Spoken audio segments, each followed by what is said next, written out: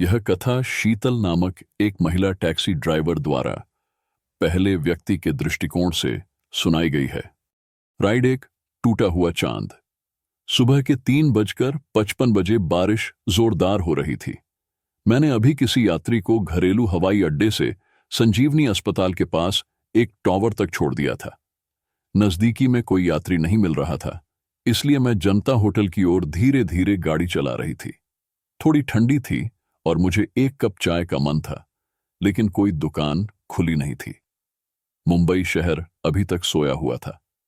मैं सुबह सुबह का इस्तेमाल टैक्सी चलाने के लिए कर रही थी, क्योंकि शाम को अस्पताल में पिता को लेकर जाना था। 1 साल पहले उन्हें पैरालिसिस हो गई थी, जिससे वह पूर्णतः अक्षम हो गए थे। तब यही वजह थी कि मैंने अपने बीए इंग्लिश लिटरेचर के अंतिम वर्ष को छोड़ दिया और अपने परिवार का सहारा बनने के लिए ड्राइविंग का काम ले लिया। मेरे पिता, माँ और मैं, हम मुंबई शहर के महान मिलनसार से एक चौल में रहते थे। इस शहर में धनी और गरीब समानता में रहते हैं, जहां एक चमकदार उच्च इमारत के आसपास अनगिनती चौल होते हैं, जैसे कोई हंस पतल का नाक जीर्ण चेहरे पर हो। यहां एक चौल उच्च इमारतों के घेरे में फैला होता है, जैसे कोई नीली मांसपेशियों से भरा फूंसी जो किसी निर्मल दुल्हन के चेहरे पर सफेदता बढ़ा रहा हो। यहां दृश्य सौंदर्य के लिए धनी और गरीब को रात्रि के आकाश को ही देखने के लिए मिलता था, जो कई बार सितारों से रहित होता था। मैं अब भी इस सहयोग की प्रकृति से चौंका हुआ हूं। मैं ये सोचता हूं कि लोगों के भाग्य में अक्सर एक ही और उनकी पसंद की बुनियादी प्रकृति के द्वारा तटस्थ किया जाता है। भाग्य उच्च जन्म के प्रति पक्षपात नहीं करता। यहां शहर में कितने अमीर लोग सिर्फ साधारण लोग हैं, जिन्होंने कठिन परिश्रम और उत्साह के माध्यम से अपना भाग्य बदला है।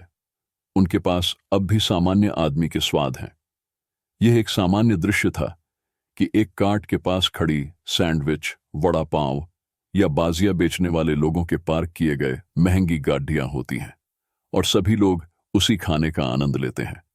सड़क पर लोगों की परिधान के स्तर से उनकी आर्थिक स्थिति का पता नहीं चलता। मुझे हमेशा लगता था कि शहर में न्याय की भावना है, जो धन और प्रसिद्धि को सबसे योग्य लोगों को बिना किसी प्रसंग के तथा उनके जन्म के स्थान और नाम का ध्यान नहीं देते हुए पुरस्कृत करती है। एक शहर जो उसे बेहतर भविष्य के लिए चिंता करने वाले किसी भी व्यक्ति को आशा देता है। यह विचार मुझे मेरे प्यारे शहर मुंबई के बारे में गर्माहट देता था। मैंने महसूस किया कि मैं अपने घर में हूं। भारी बारिश में पश्चिमी एक्सप्रेस हाईवे की ओर बढ़ रहा था। मैंने पासपोर्ट ऑफिस के पास एक व्यक्ति को खड़ा देखा। वह धीरे धीरे अपना हाथ उठाकर टैक्सी को रोकने के लिए इशारा किया जाता है, जबकि अपने लक्ष्य की दिशा में उंगलियां दिखाई दी। मैंने उसकी ओर गाड़ी चलाई, खिड़की नीचे किया और उसे बैठने के लिए कहा। उसने छाता बंद किया, अपने साथ पुश किया, बैठा, कार का दरवाजा बंद किया और आराम से सांस ली। धन्यवाद, उसने कहा। मैंने पूछा, सर घरेलू हवाई अड्डे है ना? उसने कहा, हाँ। मैंने ड्राइविंग शुरू की। उसने अपनी घड़ी की ओर कई बार देखा, जैसे उसमें संदेह था, फिर सीट पर धीरे धीरे धंस गया। मुझे लगा कि उसको जल्दी है। मैंने स्पीड बढ़ा दी। सुनिश्चित होने के लिए मैंने उससे पूछा, सर फ्लाइट कितने बजे की है? उसने कहा, 5 बजे। अब समय 4:10 हो चुका था। मुझे जल्दी करनी होगी, मैं सोचती थी। मुंबई की सड़कें सामान्यतः भीड़ भरी होती हैं बारीकियों में, लेकिन सुबह के घंटों में भी। भारी घंटों में यह 25 से 35 मिनट लग सकता है। क्योंकि यहां जाम कम था, मुझे लगा कि मैं उसे हवाई अड्डे तक लगभग 10 से 15 मिनट में छोड़ सकती हूं। मैंने कहा, सर चिंता न करिए, मैं आपको 10 मिनट में छोड़ दूंगी। बोर्डिंग पास तो है ना? उसने हाँ कर दी, लेकिन फिर उसने शिकायत की कि उसने कॉल टैक्सी के साथ जो टैक्सी बुक की थी, उसने अंतिम समय पर कैंसिल कर दी थी, जिसके कारण ऐसी स्थिति बन गई थी। हम हल्की ट्रैफिक के लिए हवाई अड्डे की ओर बढ़ रहे थे। अब वह खिड़की से ट्रैफिक को देख रहा था। जो अब दिखाई दे रहा था, वह वास्तव में आराम से दिख रहा था। बिना अपना चेहरा घुमाए उसने मुझसे पूछा, सुबह सुबह ड्राइव करते समय एक युवा महिला ड्राइवर, क्या आप डरती नहीं हो? मुझे उसकी आवाज में वास्तविक चिंता का हल्का सा अंधार महसूस हुआ। ऐसा मुझे पीछे मुड़ने के लिए मजबूर कर दिया कि मुझे उसे देखने की खातिर। मानव को उसके लिए देखने का कोई भी इंसानी अनुभव नहीं है, लेकिन जीवन अनुभव से वह भी एक जाल के रूप में संदेह करना सीखता है। शायद मुझे उसके चेहरे पर उस बात की पुष्टि करनी थी जो उसकी आवाज में थी। वह भी उसी समय मेरी तरफ मुड़ गया। हमारी आंखों ने मिली। उसकी आंखें बहुत ही कोमल थीं, जैसे एक बच्चे की आंखें। वे मुझे एक क्षण अधिक लंबे समय तक धारण कर रही थीं, जितना कि मुझे सड़क पर गाड़ी चलाना चाहिए था। मैंने अपनी आंखें फिर से समत्र रास्ते की ओर दी। उसकी उम्र लगभग 50 के दशक की होगी थी। उसके चेहरे पर बहुत ही साफ चेहरा और सफेद बालों वाली सिर होती थी। उसके चेहरे पर कोई धोखा नहीं था। वह इतना संगतिपूर्ण था कि उसकी आंखों के अलावा मैंने उसके किसी भी विशेषता का ध्यान नहीं दिया। मैंने काफी समय से यात्रियों को ले जाते आया था और मेरा अनुभव था कि बुढ़ापे में लोग ज्यादातर चालाक और औपचारिक हो जाते हैं, जो उनके चेहरों पर प्रकट होता है। बहुत मीठा बोलने वाले लोग भी अपने भाषा के औपचारिकता में चालाकी की हिंट दिखाते हैं। यहां मुझे कोई भी महसूस नहीं हुआ। ये एक तथ्यपरक चिंता थी, बिना किसी दिखावे के। अचानक थोड़ा आगे बढ़ते हुए, जैसे कि कुछ को मजबूती से देखने की कोशिश की जा रही हो, उसने मुझसे पूछा कि क्या किसी ने मुझे मारा है या कुछ से चोट लगी है। मैंने उससे पूछा कि उन्हें ऐसा क्यों लगता है।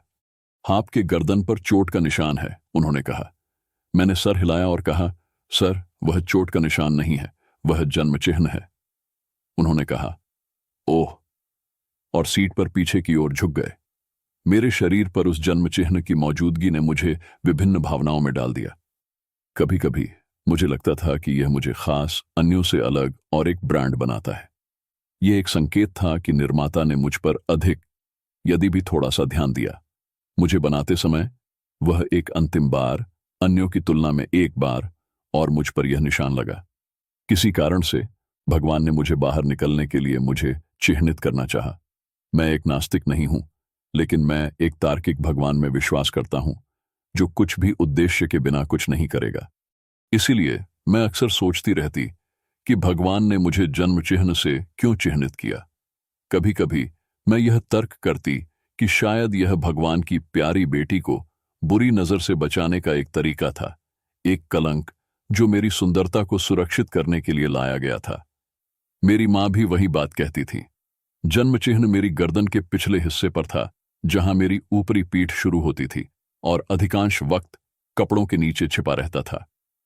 यह एक असामान्य सफेद धब्बा था, जिसका आकार, यदि कोई पर्याप्त मात्रा में कल्पना करे, तो एक अर्ध चंद्रमा का होता था, जिसमें एक पतला पट्टी सामान्य त्वचा को दो भागों में विभाजित कर रहा था। मैं इसे मजाकिया टूटी हुई चांद कहा करती थी। 1 रुपये का सिक्का आकार का टूटी हुई चांद मेरी काली त्वचा पर चमकता हुआ था, और जब मैं गहरे गोल गले वाले कपड़े पहनती थी तो यह जल्दी से नजर आ जाता था। मुझे यह भी पता था कि यह आनुवांशिक नहीं था, क्योंकि मेरे माता पिता ने पुष्टि की थी कि उनके शरीर पर कोई निशान नहीं था। यह एक परिवर्तन था जो केवल मुझ में ही प्रकट होता था। वंशानुक्रमिक जन्म चिन्ह, मैंने सोचा, भगवान के रूप में परिवार के सदस्यों को एक समान ब्रांडिंग के द्वारा और मजबूती से बांधने का एक तरीका था। माता पिता और बच्चे, भाई बहन आदि। मेरे मामले में ऐसा लगता था कि उन्होंने बिल्कुल उलटी सोच थी। साहिब ने उस निशान का ध्यान, जो मेरे पंजाबी शलवार सूट के गोल गले से बाहर नजर आ रहा था, को देखा और किसी हाल ही की चोट का परिणाम मानते हुए एक महिला टैक्सी ड्राइवर की सुरक्षा के बारे में चिंतित हो गया। साहिब ने फिर मुझसे पूछा, क्या आप ड्राइविंग का आनंद लेते हैं? मैंने सिर्फ 6 महीने पहले शुरू किया है और मुझे यह आनंद आने लगा है। आपके माता पिता बहुत गर्व करते होंगे, उन्होंने कहा। हाँ, मुझे यकीन है कि वे करते हैं, मैंने कहा। लेकिन मेरे मन में मैं सोच रही थी कि उनकी बेटी टैक्सी चलाना उनकी सबसे विलंबित ख्वाबों में भी नहीं था। फिर हमें हवाई अड्डे के करीब हैं तो भारी ट्रैफिक में फंस गए और बातचीत बंद हो गई। मैंने उसे अड्डे तक तेजी से ले जाया। हम समय पर पहुंच गए। उसने मुझसे पूछा कि कितना किराया है। मैंने मीटर की ओर देखा। वह पुराना ही रीडिंग दिखा रहा था। वह चालू नहीं था। भारी बारिश में और एक बेचैन मुसाफिर को संबोधित करने की उत्सुकता में मैंने इसे चालू नहीं किया था। मैंने मीटर की ओर इशारा किया था, थोड़ा शर्मिंदा होकर। यह मेरी गलती थी। मीटर को देखकर साहिब कर्षणीय नजर से मुझसे देखते हुए मुझसे पूछते थे। मैंने कहा, शायद आप अक्सर हवाई अड्डे आते हैं, आप ही दीजिए ना। मैं लगभग रुपये 250 देता हूं। और उसने मुझे पैसे देने के लिए अपना बटुआ निकाला। अब यह उसकी बारी थी शर्मिंदा होने की, क्योंकि उसके पास सिर्फ रुपये 50 थे। बटुआ खाली था। उसके पास नकदी निकालने और मुझे भुगतान करने के लिए एटीएम जाने के लिए पर्याप्त समय नहीं था, और न ही मेरे पास कोई ऑनलाइन भुगतान प्रणाली थी, क्योंकि मैंने टैक्सी चलाना कुछ महीने पहले ही शुरू किया था। मैंने कहा कि ठीक है, मैं बाद में उससे इसे वसूल करूंगी। उसने आराम किया। उसने अपने कोट के जेब में हाथ डाला, एक सुंदर कार्ड होल्डर निकाला, मुझे उसका विजिटिंग कार्ड दिया और कहा, आप कल मेरे मोबाइल पर फोन करके मुझसे पैसे लें और मेरे घर से लें, या मैं आपको कल किसी आपके लिए सुविधाजनक स्थान पर भेज सकता हूं। मुझे 250 रुपये मुझे पहुंचने के बारे में डर था, फिर भी उसके बोलने का तरीका मुझे आराम दिया। कार्ड पर लिखा था DC, नेथन, प्रबंध निदेशक, नेथलैक्स पेंट्स, मुंबई। Tel number 90-1। तब उसने मुझसे मेरा नाम पूछा। मैंने कहा, शीतल। शीतल, धन्यवाद। इस नंबर पर मुझे एक मिस कॉल देना, और मुझे यकीन है कि आपके माता पिता बहुत गर्व करते होंगे। मैं भी होता। आप बहुत साहसी लड़की हैं, उन्होंने कहा और चले गए। पिछले कुछ महीनों से जीवन कठिन था। मैं अकेली और अधिक काम कर चुकी थी। एक अजनबी की अच्छी बातों ने मुझे कहीं अंदर से छू लिया। मुझे प्रतिक्रिया देने की आवश्यकता महसूस हुई, इसलिए मैं अचानक मुड़ गई और उससे कहा, सर जी, अगर आपको कोई आपातकालीन आवश्यकता हो तो आप इस 1000 रुपये जो मेरे पास है रख सकते हैं। आप कल मुझसे इसे वापस कर सकते हैं, साथ ही 250 रुपये के साथ। मैंने सोचा कि वह इसे नहीं लेगा। उसके लिए उसके कार्ड का पर्याप्त होना ही काफी था, लेकिन वह पलट गया। 1 सेकंड के लिए ब्लिंक किया और उसने अपना हाथ बढ़ाया। मैंने अपनी जेब से एक छोटे से धब्बे के नोटों का एक छोटा सा गुच्छा निकाला और उसे दिया। उसने उसे ले लिया और हवाई अड्डे की भीड़ में गायब हो गया। मैंने अपनी टैक्सी में बैठी और हवाई अड्डे से निकली। हवाई अड्डे के ट्रैफिक को हराने के बाद मैं हाईवे पर आई। अब मेरे पास उसका कार्ड हाथ में था। मैंने अपने मोबाइल को उठाया और देखने के लिए जांच की कि वह मोबाइल नंबर जो उसने मुझे दिया था सही है या नहीं।